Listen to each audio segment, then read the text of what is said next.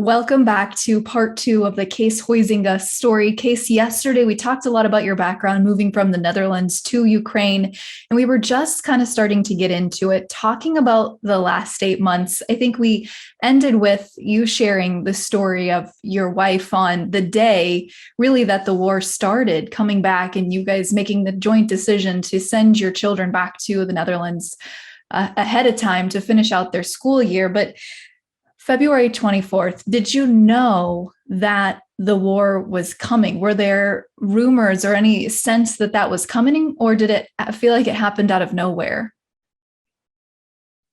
It still felt kind of happening out of nowhere, but of course it didn't happen out of nowhere. You know, the Russians were already massing troops around Ukraine. I mean, in a incredible amount of people, of soldiers and trucks and tanks and airplanes and helicopters. But we all kind of thought, or I think hoped, and therefore thought that this wouldn't happen, that they wouldn't invade, and it was only kind of to show force to to force Ukraine in a certain direction, for example, towards Russia.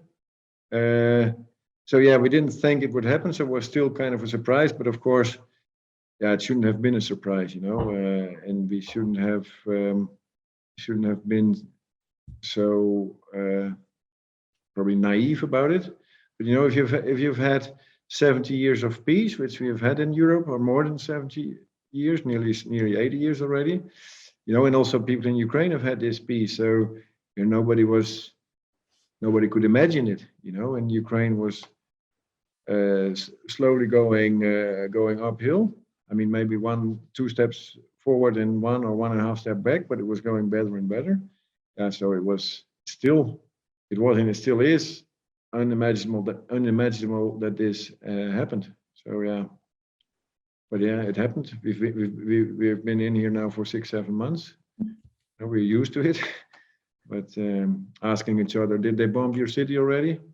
I mean, I would have never thought asking questions to friends and colleagues.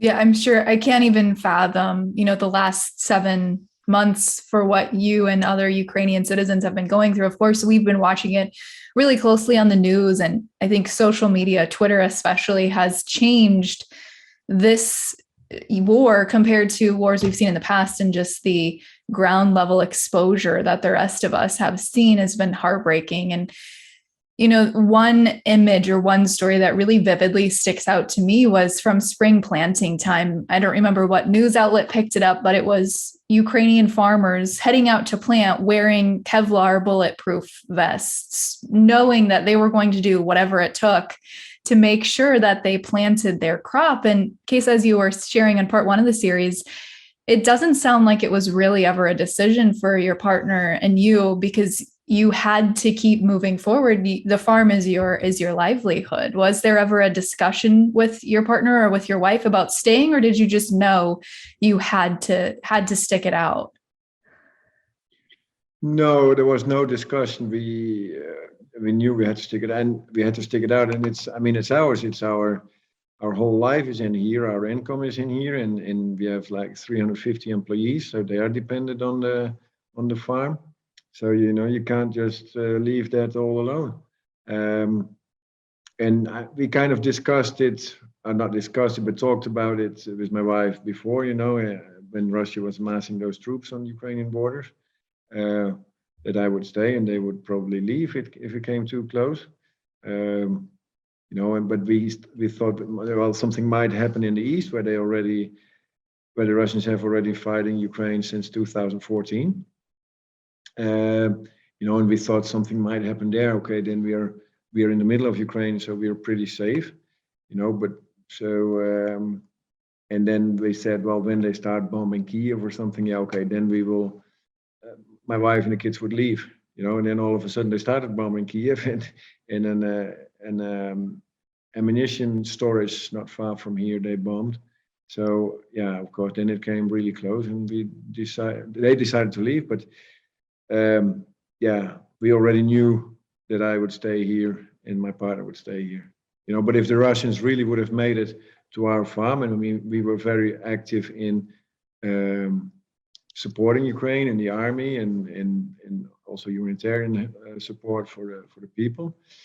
Then I would have left because then I mean as you all have probably seen what the Russians did to those people who were really in support of Ukraine. They just, I mean, it's too terrible to talk about, but that would have probably happened to farmers like me as well, who were really supportive of Ukraine. But luckily, the Russians didn't came here. I mean, the Ukrainian army, with the support of a lot of this of the Western world, managed to stop the Russians. So we are here in our position in the center of Ukraine. We are very lucky, and compared to the guys in the front lines or behind the front lines or the soldiers in the trenches. So it's all relative. So, and if farmers like us leave, we kind of leave the country alone, and then it's over. So we are kind of, with our work and with us providing or producing food, we are also supporting Ukraine. So that's kind of our position. Yeah, you guys are almost kind of the last line of defense, because if you don't have food to feed your people, then more people flee, and there's really, nothing at the end of the day then for your army to support or protect. So farmers really in the war have been doing really active humanitarian measures, like you mentioned, and policy, and being advocates for what's going on in Ukraine. And you especially have been. Kees, why was that important to you, or why has that been important to you for the last 6, 7, 8 months here to be vocal about what's been going on? Because you've traveled all over the world at this point to share and ask for help from different policymakers worldwide. I don't know. It just kind of grew like this. It's also self-interest because, if the Russians would capture all of Ukraine, they would chase me out, and I mean, we would lose everything. So I guess it's probably partly self-interest, but it's also, I mean, I've been here for 20 years now in the country. I love the country. I love the people. So it's also my second homeland. Yeah, you're not going to leave you're not going to leave it alone, and then do what? I mean, sit in the Netherlands and do what? So I was kind of maybe kind of a no-brainer, but then in the beginning of the war, it was all very scary, and we didn't know how far the Russians would go, and then if there were foreigners, that might be they might be more in danger than local people because they kind of stand out. And I was a member of, I am still a member of the Ukrainian Agricultural Council, and they asked me, or they told me, so please leave the country because it might be too dangerous for you. That's one reason, and the other reason is if we lose internet, if we lose electricity here, we don't have a voice as Ukrainian farmers towards to the rest of the world. So please leave Ukraine, contact media, contact politicians, and tell them what's going on here, and tell them what the effect will be for the world food supply. And so then I left. I didn't want to, but I left. I mean, I was of course glad to see the family back again. And my parents, they were all glad that I was still safe. And then I started, and kind of before the war started, some Dutch news agencies and the evening news, they already interviewed me. But what do you think is going to happen? I think they came through the embassy. They contacted me, and then when the war started, of course, they contacted me as well again. It was when I was in the Netherlands, it was easy to get in contact with them again. They invited me to the evening news shows or to the talk shows. If one newspaper writes an article, the other newspaper sees it, they call you as well. And so it's kind of an avalanche effect. It became bigger and bigger. And all of a sudden, I was talking to a lot of journalists from all over the world, and also with the support of Global Farmers Network of Mary, who was very active in supporting and getting me the contacts. Yeah, so it kind of got out of hand, and but lately I haven't been very active because it's harvest time now, and the weather is not very supportive, so it's not good for the mood, it's not good for the nerves, and so the voicing to the rest of the world is a little bit on the second or the third level. But but the war is going in the good direction for Ukraine. So and everybody already knows a lot. So I probably don't have to tell as much as I did a few months ago. Because everybody all the journalists and the politicians, they have their own contacts as well now, which are better informed. So I can focus more on farming again, which I like a lot better.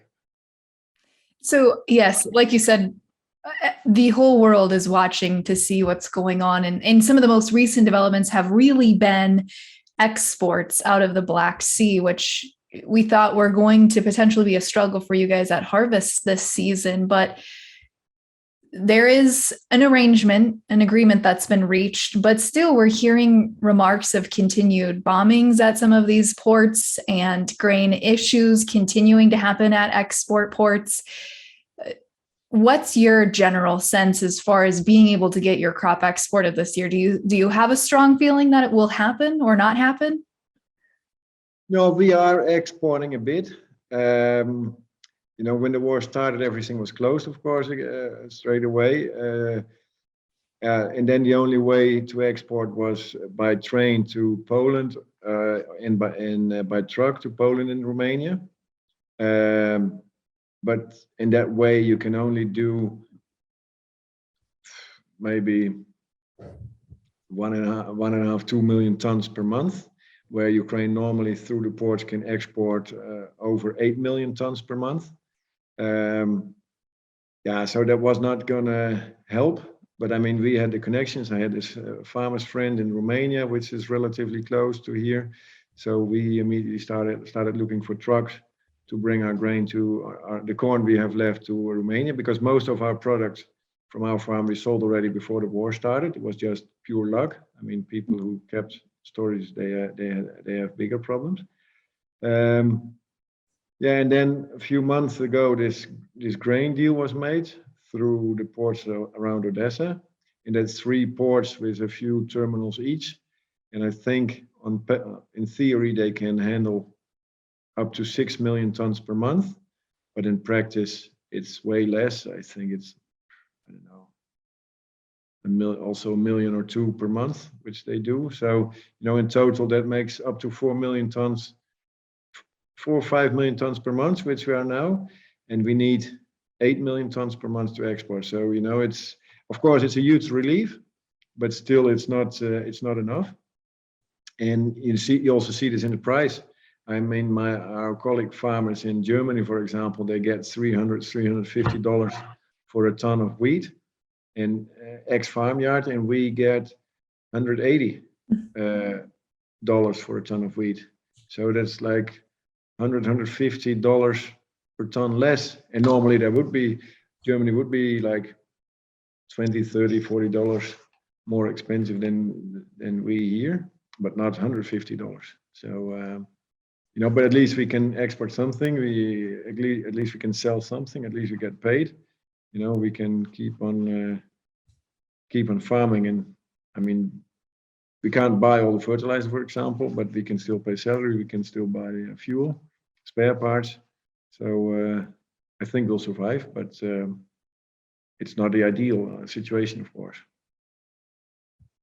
And I think one of the most shocking statistics or numbers to me that came out as more people were doing research on the amount of food and crops grown in Ukraine was that you guys feed about 600 million people worldwide with the commodities grown and raised in Ukraine, which is basically 2 times the population of the United States. It sounds like a lot of that food or fiber and fuel is going to help countries like in African lower income nations. And so I'm sure those people are really feeling the effects as well. But Kees, what does the path to recovery look like from here? Yeah, yeah. I mean, first step and the most sustainable step is, I mean, force the Russians out of Ukraine. That's the only long-term sustainable solution. And then so as long as that hasn't happened, there's not much of a recovery thinkable. Then we will be just struggling. And struggling slowly downhill. Because we can't, as I said, we don't have enough money to buy all the fertilizers we need. So yields will drop. So next year we have less yields. We will have less income. We still have to struggle to get it out of the country. We'll be buying less fertilizer. And of course there's some reserves in the soil, but not for forever, of course. Then it will just only go slowly downhill. So first and only thing is to kick out the Russians and then start rebuilding the country. And Ukrainians are strong enough and resilient enough and creative enough and to rebuild. We've been thrown back 20 years in time, and we will stand up and rebuild everything again. That's out of the question. That's a no-brainer. But if Ukraine together with the West doesn't manage to kick out the Russians, then it will only go downhill and it will only get worse. Not only for farmers in Ukraine, but also about the 600 million people you talked about. Their food will become much more expensive, or they won't have food at all. So it's very simple: kick out the Russians. And, when you think about food resiliency or discussions about food and food security, World Food Prize really is kind of an event that culminates all of those different topics. Dignitaries, farmers, ambassadors, policymakers from all over the world will be in Des Moines, Iowa in just a few weeks. And Kees, you'll be joining World Food Prize remotely, virtually, to share your thoughts and discussion. What's the messaging that you're going to be bringing to World Food Prize this year? Yeah, kind of what I just said. We have to make Ukraine a peaceful place again, so Ukrainian farmers can produce very efficiently and honestly their products to feed the world. And if all of us, if we're not going to make that happen, then then it will only get worse in the world, and we'll be subject to dictatorships, and they will manipulate us. They will manipulate people in the world with food prices, with food availability. So that's kind of the message. We can't have this. As normal thinking people, as normal civilized democratic people.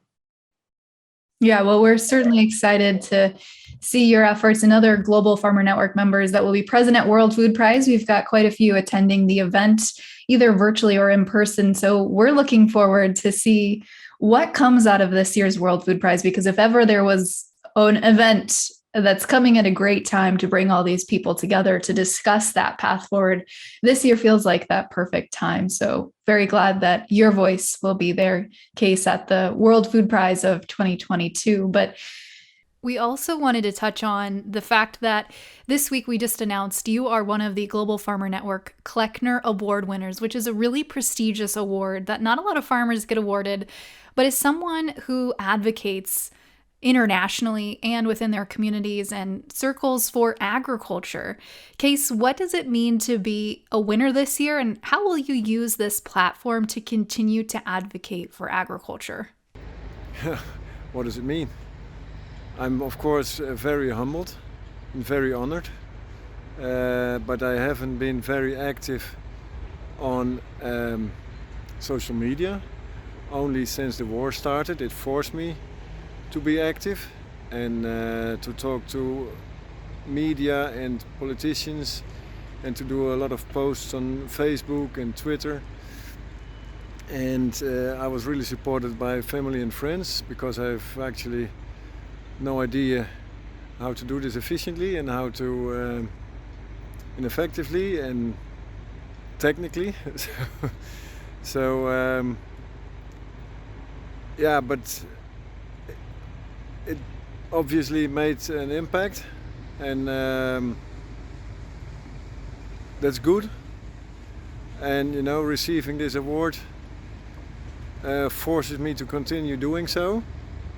At the moment it's pretty busy here, because we are here harvesting silage, closing the silage pit. We are harvesting sunflowers. We have to harvest beans, navy beans, soybeans, corn, do the winter wheat planting and winter barley planting. So at the moment I'm a little bit more low profile. But yeah, in the future, I guess I have to keep on advocating. I mean, that's what I'm always doing. I mean, always talking to people, to mainly politicians, also from Ukraine, to keep on telling them about agriculture, how it works. And I found out that a lot of those people also in the Netherlands, or maybe especially in the Netherlands, don't really understand what agriculture is about and how it works. And that as an arable farmer, you only have about 35 chances in your life to do things correctly, and then you're going into pension. And that you need kind of the huge machines behind me. It's a little one here, but you need those huge machines to actually do the farming. That they are, as a smaller farmer in the Netherlands, for example, you buy these machines for a lifetime.